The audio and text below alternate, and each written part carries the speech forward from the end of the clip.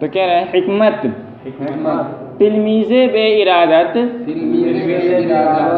وہ طالب علم جس کو استاد سے عقیدت نہ ہو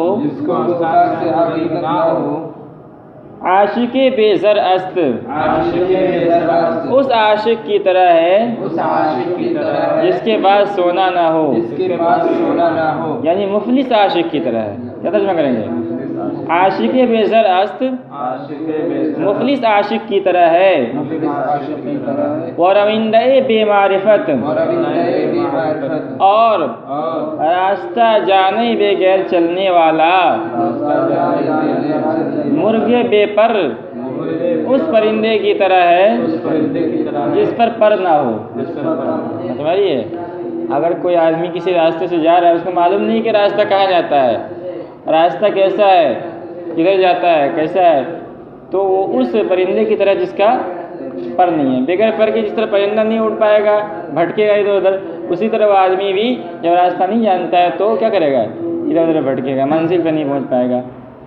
وہ عالم بے عمل اور وہ عالم جس کے اندر عمل نہ ہو، درخت بے بر پھل نہ دینے والے درخت کی طرح ہے۔ جس طرح کوئی درخت ہے اس پہ پھل نہیں آتے ہیں تو اس سے لوگوں کو کچھ فائدہ نہیں ہوتا ہے، اسی طرح اگر کوئی عالم ہے اپنے علم عمل نہیں کرتا ہے تو اس سے بھی لوگوں کو فائدہ نہیں ہوتا ہے۔ وزاہد بعلم اور وہ عبادت گزار بندہ جس میں علم نہ ہو، جس کے پاس علم نہ ہو، خانہ بے در بغیر دروازے والے گھر کی طرح ہے۔ کوئی آدمی صرف عبادت عابد ہے، صرف عبادت کر رہا ہے بہت زیادہ، لیکن علم نہیں ہے تو کیا وہ اپنی عبادت کے اندر نقصان اٹھائے گا، ہو سکتا ہے، اس لیے کہ علم نہیں ہے نا۔ جس طرح وہ گھر جس میں دروازہ نہ ہو تو گھر کو کیا ہو سکتا ہے، نقصان پہنچ سکتا ہے، چور چوری کر سکتے ہیں وہاں پر، اسی طرح اس کو بھی شیطان کیا کر سکتا ہے، بہکا سکتا ہے۔ مراد از نزول قرآن تحصیل سیرت خوب است، کہہ رہے ہیں قرآن کے نزول کا مقصد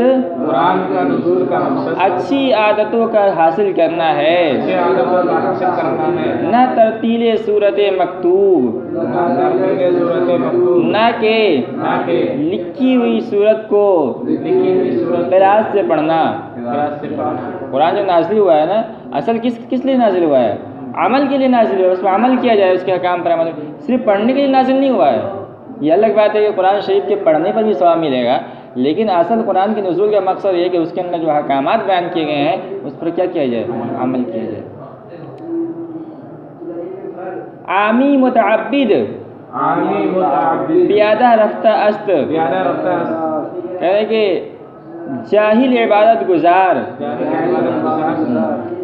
پیادہ رفتہ است پیدل چلنے والے کی طرح ہے۔ کوئی عام آدمی ہے اور جاہل آدمی، عالم نہیں ہے۔ عالم کس کو کہتے ہیں شریعت کے اصطلاح میں؟ جس کے پاس دین کا علم ہو۔ اگر کسی کے پاس دین کا علم نہیں ہے، وہ پڑھا لکھا ہے، تو اس کو بھی جاہل کہا جائے گا۔ سمجھ؟ تو کہہ رہے ہیں کہ اگر کوئی جاہل ہے اور عبادت کرتا ہے تو ایسا ہے جیسے کوئی آدمی کہیں جانا ہے پیدل جا رہا ہے۔ اگر کسی کے پاس سواری ہے تو تیزی سے نکل جائے گا نا۔ آپ کو یہاں سے جانا ہے، بنارس جانا ہے آپ کو یہاں سے، تو آپ کے پاس گاڑی ہوگی تو آپ آدھا گھنٹے کے اندر پہنچ جائیں گے، پیدل جائیں گے تو 4 گھنٹہ لگے گا جانے میں، نہیں لگے گا؟ تو اسی طرح اگر کسی کے پاس علم بھی ہو اور علم کے ساتھ عبادت کرے گا تو کیا کرے گا، وہ بہت زیادہ عبادت کر لے گا۔ اس کو تو معلوم ہے نا کہ یہ چیز جو ہے کرنے سے تو زیادہ ثواب ملے گا، اس کو ایسے کرنا چاہیے، اس کو ایسے کرنا چاہیے۔ اور جس کے جو جاہل ہے اس کو تو معلوم نہیں ہے، اس کو پوچھنا پڑے گا، وہ تو قدم پھونک کے رکھے گا، تو اس لیے وہ زیادہ عبادت نہیں کر پائے گا۔ وعالم متہاون اور سستی کرنے والا عالم سوار خفتہ سوئے ہوئے سوار کی طرح ہے۔ کسی کے پاس علم ہے اور علم کے ساتھ ساتھ وہ اس پر عمل نہیں کر رہا ہے تو کیسا ہے، وہ اس سوار کی طرح، جو آدمی کسی سواری پہ چڑھ کے جا رہا ہے، تیز تو جائے گا لیکن سویا ہوا ہے، تو کیا ہو سکتا ہے گر جائے، سوتے سوتے نقصان اٹھا سکتا ہے۔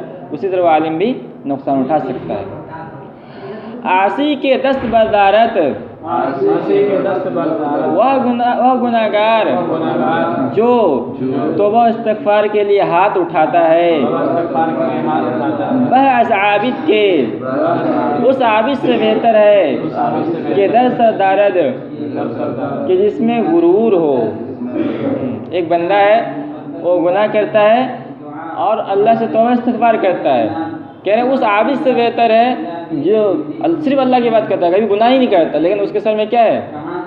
تکبر ہے، غرور ہے، عبادت کا گھمنڈ ہے اس کو، تو وہ اللہ کی نگاہ میں بہتر نہیں ہے نا۔ وہ حدیث کہ ایک بنی اسرائیل کے اندر ایک بندہ تھا نا، وہ کیا کرتا تھا؟ بہت عبادت بہت گناہ کیا کرتا تھا، اور ایک عابد تھا اس کو ٹوکا کرتا تھا، سمجھیے، ہمیشہ وہ کہتا تھا جو گناہ گار بندہ تھا، خلینی اور ربی، کہ مجھے چھوڑ دو، میرے رب سے معاملہ ہے۔ ایک مرتبہ اس عابد کو غصہ آ گیا اور اس نے قسم کھایا، خدا کی قسم اللہ تمہاری مغفرت نہیں کرے گا، یہ قسم کھا لیا اس عابد نے۔ تو جو ہے اللہ رب العزت نے کچھ ایسا ہی ہے کہ مطلب اس گناہ گار بندے کی بخشش کر دی، اس گناہ بندے کیا کر دی، اور اس عابد سے پوچھا کہ تمہیں کس نے اختیار دیا تھا کہ تم فیصلہ کرتے کہ میں اس کی بخشش نہیں کروں گا؟ یہ تو اس بندے کے درمیان معاملہ تھا نا، یہ میرے حکموں کی نافرمانی کرتا تھا، گناہ کرتا تھا، تو تم کون ہوتے ہو کہ فیصلہ کرو کہ اللہ مغفرت نہیں کرے گا؟ تو اس لیے آدمی کو چاہیے کہ اپنے گناہوں پر شرمندہ ہو، گناہ کرے، اس پر توبہ استغفار کرتا رہے، اور کسی دوسرے آدمی کو دیکھے گناہ کرتے ہوئے تو یہ نہ کرے کہ اس کی بخشش نہیں ہوگی، ایسا نہیں کرنا چاہیے۔ سمجھیے، آدمی کو اپنے اعمال کی توجہ دینی چاہیے۔ بیت سرہنگ لطیف ہوئے دلدار، سرہنگ کے معنی کیا آتے ہیں؟ پولیس کے آتے ہیں، کوتوال کے آتے ہیں۔ کہہ رہے ہیں وہ کوتوال، اچھی عادت والا کوتوال، بہتر ز فقیہ مردم آزار، اس فقیر سے بہتر ہے جو لوگوں کو ستانے والا ہو۔ سرہنگ لطیف خوئے دلدار، کہہ رہے ہیں کہ اچھی اور نرم عادت والا کوتوال اس عالم سے بہتر ہے مردم آزار جو لوگوں کو ستانے والا ہے۔ یعنی اگر آدمی عالم بھی ہے، جس کے شریعت میں بہت بڑا، اللہ کی نگاہ میں بہت بڑا مرتبہ ہے، لیکن لوگوں کو ستاتا ہے، تو اس سے بہتر کیا ہے؟ جاہل آدمی ہے، بشرطے کہ اس کے اخلاق اچھے ہوں۔